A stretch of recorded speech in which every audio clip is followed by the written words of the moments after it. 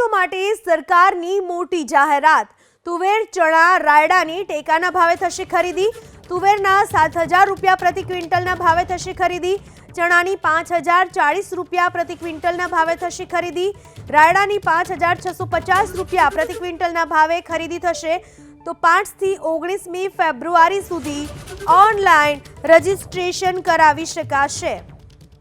આ વિશે વધુ માહિતી આપવા આપણી સાથે જોડાઈ ચૂક્યા છે મારા વરિષ્ઠ સંવાદદાતા કલ્પેશ રાવલ।